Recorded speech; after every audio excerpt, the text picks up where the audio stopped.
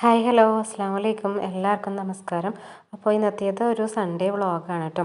അപ്പോൾ ഞായറാഴ്ചത്തെ കുറച്ച് വിശേഷങ്ങളായിട്ടുള്ള ഒരു വ്ളോഗാണ്. അപ്പോൾ ഒന്ന് കണ്ടു നോക്കി നോക്കുക. നിങ്ങൾക്ക് ഇഷ്ടമാണെങ്കിൽ ലൈക്ക് ചെയ്യാനും ചാനൽ ആദ്യമായിട്ട് കാണുന്നവരാണെങ്കിൽ സബ്സ്ക്രൈബ് ചെയ്യാനൊന്നും മറക്കരുത് കേട്ടോ. പിന്നെ നിങ്ങളുടെ കമൻസൊക്കെ ഒന്ന് അറിയിക്കണേ, എന്തെന്നായാലും ഒന്ന് അറിയിക്കണം കേട്ടോ.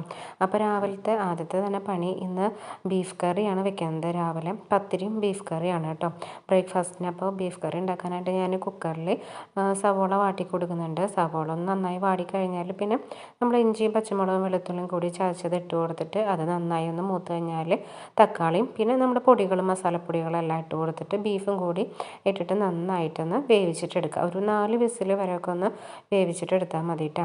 അപ്പോൾ നമ്മുടെ പെട്ടെന്ന് ഉണ്ടാക്കാൻ പറ്റുന്ന ബീഫ് കറി റെഡിയാവും. ഈ 4 വിസിൽ വന്നു കഴിഞ്ഞാൽ തന്നെ ബീഫ് അത്യാവശ്യം ഒന്ന് നന്നായി വെന്ത് കിട്ടും കേട്ടോ. അപ്പോൾ പെട്ടെന്ന് റെഡിയാക്കാൻ വേണ്ടിയിട്ടാണ് കുക്കറിൽ വെച്ചത്. അല്ലെങ്കിൽ ഞാൻ സ്വതവേ അടുപ്പിൽ ഉരുളിയിലാണ് വെക്കാറ് കേട്ടോ.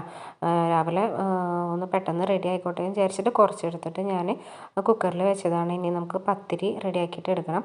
പത്തിരി ഞാനിവിടെ റെഡിയാക്കിയിട്ട് എടുക്കുന്നുണ്ട്. പ്രസ് പത്തിരിയാണ് കേട്ടോ റെഡിയാക്കുന്നത്.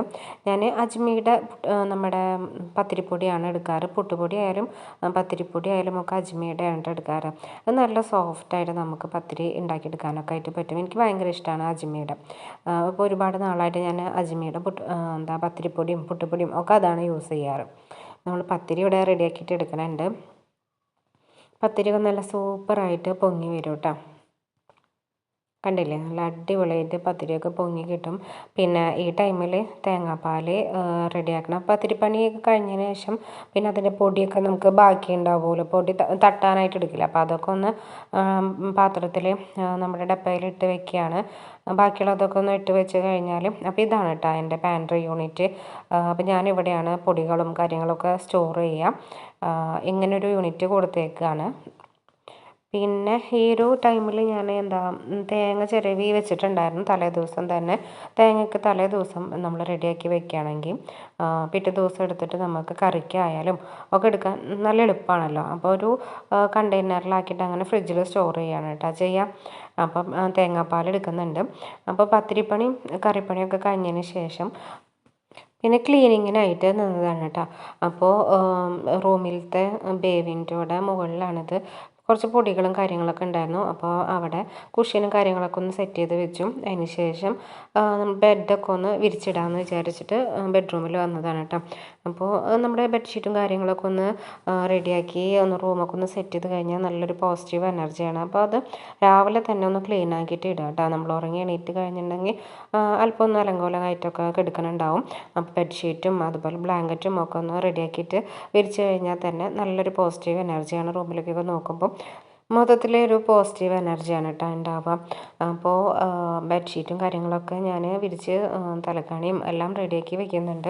അതിനുശേഷം എല്ലാ റൂമിലും ഇതേപോലെ തന്നെ നമ്മൾ ഡെയിലി ക്ലീൻ ചെയ്തിടണം കേട്ടോ. ഇത് ഡെയിലി ചെയ്യേണ്ട റൂട്ടീനാണ്. ഡെയിലി നമ്മൾ രാവിലെ തന്നെ ബെഡും കാര്യങ്ങളൊക്കെ ക്ലിയർ ചെയ്തിടുമ്പോൾ തന്നെ മനസ്സിനും ഇത് കാണുമ്പോൾ ഒരു സന്തോഷമല്ലേ. റൂമൊക്കെ നല്ല ക്ലീൻ ആയിട്ട് ഇടുന്ന സമയത്ത് നമ്മൾ ക്ലീനിങ്ങൊക്കെ ഇതുപോലുള്ള ക്ലീനിങ്ങും കാര്യങ്ങളൊക്കെ നമ്മൾ ഡെയിലി ചെയ്യേണ്ടതാണ് കേട്ടോ. ഫ്ലോർ ക്ലീനിങ്ങൊക്കെ നമുക്ക് ഒന്നരാടം വെച്ചിട്ടായാലും കുഴപ്പമൊന്നുമില്ല. എല്ലാ റൂമും ഇതേപോലെ ഞാൻ വിരിച്ചിട്ടിട്ടുണ്ട്. ഇനി അതിന് ശേഷം ഡൈനിങ് ടേബിളും ഒക്കെ ഒന്ന് തുടച്ചെടുക്കുകയാണ്. അപ്പം ഞാൻ ഈ ഒരു ലിക്വിഡ് വെച്ചിട്ടാണ് കേട്ടോ എല്ലാം ക്ലീൻ ചെയ്യാറ്. ഇത് റെഡിയാക്കാനായിട്ട് ഞാനിവിടെ എടുത്തേക്കുന്നത് വിമ്മിൻ്റെ ലിക്വിഡും ഡെറ്റോളും വിനാഗിരിയും കൂടിയിട്ടുള്ള മിക്സാണ് കേട്ടോ. കുറച്ച് വെള്ളത്തിൽ കലക്കിയെടുത്തിട്ടുള്ളതാണ്.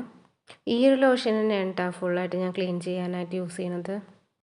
ഇതാകുമ്പോൾ നല്ലൊരു സ്മെല്ലും ഉണ്ടാവും. പിന്നെ പാറ്റപ്രാണി കാര്യങ്ങളൊക്കെ വരാണ്ടിരിക്കാനൊക്കെ നല്ലതാണ് കേട്ടോ. അപ്പം ഞാൻ കിച്ചൻ്റെ കൗണ്ടർ ടോപ്പും എല്ലാതും ക്ലീൻ ചെയ്ത് എടുക്കുന്നുണ്ട്. വെള്ളമൊക്കെ കഴിഞ്ഞിട്ടുണ്ടായിരുന്നു. കിച്ചണിൽ എപ്പോഴും ഒരു ജഗ്ഗിൽ വെള്ളം വെക്കാറുണ്ട് കേട്ടോ. മോനൊക്കെ എപ്പോഴും വന്നിട്ട് വെള്ളം കുടിക്കുന്ന ഒരു ഇതുണ്ട്. അപ്പോൾ ഒരു ജഗ്ഗിലാക്കി വെക്കുകയാണെന്നുണ്ടെങ്കിൽ അവരതെടുത്ത് കുടിച്ചോളും. അപ്പോൾ അതിനായിട്ട് ക്ലീൻ ചെയ്യുന്ന സമയത്താണ് വെള്ളം ഒക്കെ നിറച്ച് വെക്കുക ഒക്കെ ചെയ്യാറ്. അപ്പോൾ അതൊക്കെ ചെയ്ത് വെക്കുന്നുണ്ട് ഇതിൻ്റെ ഇടയിൽ. അപ്പോൾ രാവിലത്തെ കുറച്ച് പണികളൊക്കെ കഴിഞ്ഞതിന് ശേഷമാണ് ബ്രേക്ക്ഫാസ്റ്റിൻ്റെ പണികളൊക്കെ കഴിഞ്ഞതിന് ശേഷമാണ് ഈ ക്ലീനിങ്ങിനൊക്കെ നിന്നത് കേട്ടോ. കിച്ചണിൻ്റെ കൗണ്ടർ ടോപ്പിൽ ഇവിടെ നാനോ വൈറ്റ് ആണുള്ളത്. അത് കാരണം കൊണ്ട് തന്നെ പൊടികളൊക്കെ പെട്ടെന്ന് അറിയും കേട്ടോ. ചെറുതായിട്ട് തന്നെ ആയിട്ടുണ്ടെങ്കിൽ പെട്ടെന്ന് നമുക്കത് കാണും. അത് കാരണം കൊണ്ട് ഡെയിലി ഇവിടെയൊക്കെ ക്ലീൻ ചെയ്ത് ഒന്ന് വൃത്തിയാക്കിയിട്ട് എടുക്കണം. പിന്നെ കുക്കിംഗ് എനിക്ക് ഇവിടെ മെയിൻ കിച്ചണിലല്ല, വർക്ക് ഏരിയയിലാണ് ഞാൻ ഗ്യാസ് വെച്ചിട്ടുള്ളത്. അപ്പോൾ അത് കാരണം കൊണ്ട് ഓവറായിട്ട് അങ്ങനെ വൃത്തികേടാവുന്ന ഒരു മെസ്സി ആവുന്ന ഒരു പ്രശ്നമില്ല. ഞാൻ അങ്ങനെ വേണ്ടാന്ന് വിചാരിച്ചിട്ട് തന്നെയാണ് കേട്ടോ മെയിൻ കിച്ചണിൽ കുക്കിംഗ് അല്ലാതെ ഗ്യാസ് അടുപ്പ് വർക്ക് ഏരിയയിലാക്കിയത്. ഇനി നെക്സ്റ്റ് ആയിട്ട് ഉച്ചയ്ക്കത്തെ ലഞ്ചിനുള്ള കാര്യങ്ങൾ നോക്കണം. അപ്പം ഇന്ന് നെയ്ച്ചോറാണ് കേട്ടോ വെക്കുന്നത്. അപ്പോൾ ഞാൻ നെയ്ച്ചോറിൻ്റെ ഉള്ള അരിയൊക്കെ ഞാൻ ഇങ്ങനത്തെ ഒരു കണ്ടെയ്നറിലാണ് ഇട്ട് വെക്കാറുള്ളത്. അരിയൊക്കെ കഴിയാറായിട്ടുണ്ട്, ഇനി ഷോപ്പിംഗ് നടത്തണം. അപ്പോൾ നമ്മൾ ഒരു 5 കിലോനൊക്കെ വാങ്ങിച്ച് വെക്കുകയാണെന്നുണ്ടെങ്കിൽ നമ്മുടെ ആവശ്യത്തിനനുസരിച്ചിട്ട് വെക്കാൻ തോന്നുമ്പോൾ ഒക്കെ എടുത്ത് വെക്കാമല്ലോ. കുറേശ്ശെയല്ലേ വേണ്ടോ, അപ്പോൾ അങ്ങനെ എടുത്ത് വെക്കാമല്ലോ എന്ന് വിചാരിച്ചിട്ട് ഞാനൊരു 5 കിലോനൊക്കെ ആയിട്ട് അങ്ങനെ വാങ്ങിച്ച് വെക്കുകയാണ് ചെയ്യാറ് നെയ്ച്ചോറിൻ്റെ അരിയൊക്കെ കേട്ടോ. അപ്പോൾ ഇങ്ങനത്തെ ഒരു കണ്ടെയ്നറിലാക്കി വെക്കുകയാണെങ്കിൽ നല്ല എയർ ടൈറ്റ് ആയിട്ട് തന്നെ ഇരിക്കും. നല്ല അടിപൊളിയായിട്ടുള്ളൊരു കണ്ടെയ്നറാണ് കേട്ടോ ഇത്. അപ്പോൾ അത് അങ്ങനെ നെയ്ച്ചോറിൻ്റെ പണിയൊക്കെ നടന്നുകൊണ്ടിരിക്കുന്നുണ്ട്. ഞാൻ അതിൻ്റെ റെസിപ്പിയും കാര്യങ്ങളൊന്നും കൂടുതലായിട്ട് എടുത്തിട്ടില്ല കേട്ടോ. അപ്പോൾ അവിടെ ആവുന്ന ടൈമിൽ ക്ലീനിങ്, അതായത് ഫ്ലോർ ക്ലീനിങ് ഉണ്ടായിരുന്നു. ഞാൻ ഒന്നരാടം വെച്ചിട്ടാണ് തുടയ്ക്കാറ്. അപ്പോൾ ഫ്ലോർ ക്ലീനിങ്ങും കൂടി ചെയ്തെടുക്കണമെന്നുണ്ട്. അപ്പോൾ ഞായറാഴ്ച ദിവസമായ കാരണം കൊണ്ട് തന്നെ അത്യാവശ്യം പണികളും കാര്യങ്ങളൊക്കെ ഉണ്ടായിരുന്നു. അങ്ങനെ ക്ലീനിങ് ഒക്കെ കഴിഞ്ഞ് കഴിഞ്ഞാൽ പിന്നെ ഒന്ന് ഫ്രഷായി പിന്നെ നിസ്കാരം കാര്യങ്ങളൊക്കെ ആയി കുറച്ചൊന്ന് റെസ്റ്റ് എടുക്കും കേട്ടോ. അത് കഴിഞ്ഞ് 4 മണിക്ക് ചായക്ക് മക്കൾക്ക് എന്തെങ്കിലുമൊക്കെ സ്നാക്ക് വേണമല്ലോ. അപ്പോൾ അതിനായിട്ട് ഞാൻ റെഡിയാക്കിയിട്ടുണ്ടായിരുന്നതാണ് കേട്ടോ. ക്രീം ബണ്ണാണ്. അപ്പോൾ ഇതിൻ്റെ റെസിപ്പി ഞാൻ ഷോർട്സ് ആയിട്ട് ഇട്ടിട്ടുണ്ട്. അപ്പോൾ അതൊന്ന് കണ്ടു നോക്കി നോക്കാം കേട്ടോ. അപ്പോൾ ഇന്നത്തെ വീഡിയോ ഇത്രയേ ഉള്ളൂ. അപ്പോൾ ഇഷ്ടമായിട്ടുണ്ടെങ്കിൽ ചാനൽ സബ്സ്ക്രൈബ് ചെയ്യാൻ മറക്കില്ലേ.